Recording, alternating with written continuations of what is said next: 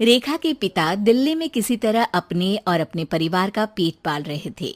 पर एक दिन, अरे रमेश, तुम्हारी बेटी के तो समझो भाग्य ही खुल गए। वकील लड़के का रिश्ता आया है। अरे वाह, कब करना चाहते हैं शादी? वो लोग तो जल्द से जल्द ही करेंगे।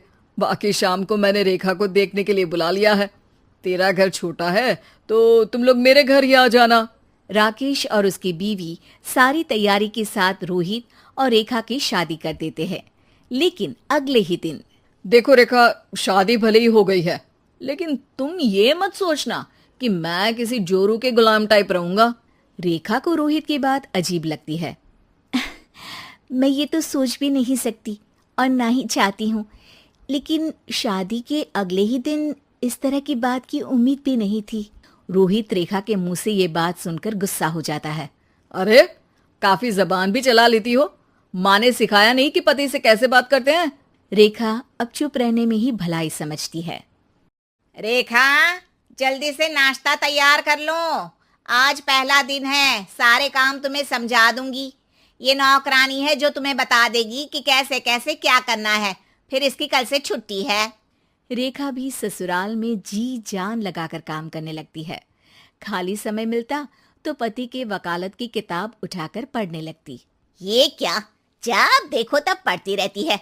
अच्छा सुन, कल पिता के घर से 20,000 रुपये लेकर आना। मेरे छोटे बेटे की फीस भरनी है। लेकिन पापा क्यों भरेंगे उसकी फीस?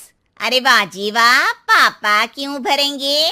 तो ये बता, हम क्यों रखेंगे तुझे यहाँ? क्यों खाना देंगे फ्री में? अरे, क्योंकि मैं बहू हूँ इस घर की। तभी वहाँ रोहित आ जाता है। अरे वाह, बड़ी जबान चला रही हो। चुपचाप माँ जो कह रही है वैसा कर, वरना सामान उठा और जा अपनी झोपड़ी में। बेचारी रेखा क्या करती, पिता के घर जाती है, उनको सारा हाल बताती है।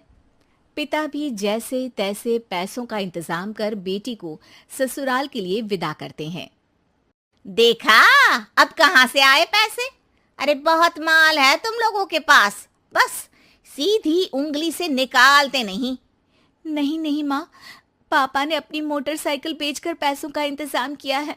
पता नहीं अब वो ऑफिस कैसे जाएंगे। अरे वाह भाई, ये भी हम सोचे। खैर, जैसे तैसे दिन बीतते हैं। रेखा जहाँ एक प्यारे से बेटे की माँ बनती है, तो वहीं उसका वकालत की किताब में ज्ञान और गहराता जाता है। हे भगवान, बुरे फंसे। ये केस तो लगता है कि मैं हार ही जाऊंगा। देखिए, मैंने आपकी इस केस की फाइल पढ़ी थी। इस केस को जीतना बहुत ही आसान है। वाह भाई वाह, यहाँ वकालत की डिग्री लेकर भी मैं समझ नहीं पा रहा हूँ, और तुमने रोटी बनाते बनाते ही केस समझ लिया। अरे जाओ जाओ, जाकर मुन्ने को संभालो।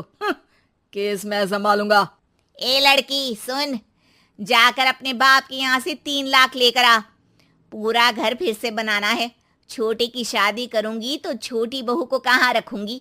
पूरा घर तो तूने घेर रखा है। ऐसा मत बोलिए माँ जी, पापा इतना पैसा कहाँ से लाएंगे? अब तो वो रिटायर भी हो गए हैं।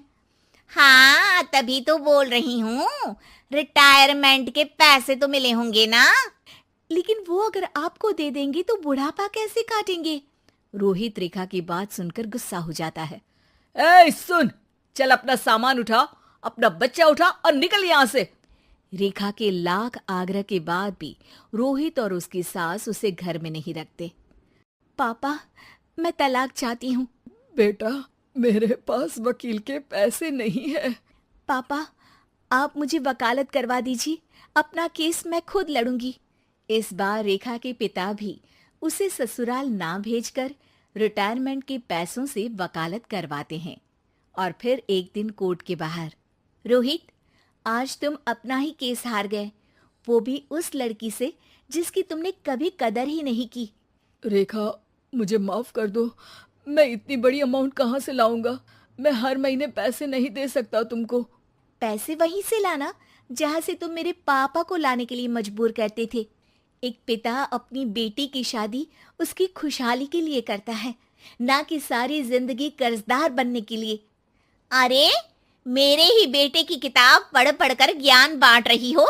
वकालत की किताब तो ससुराल में ही पड़ी थी ना। बिल्कुल, यहाँ मेरी गलती रही।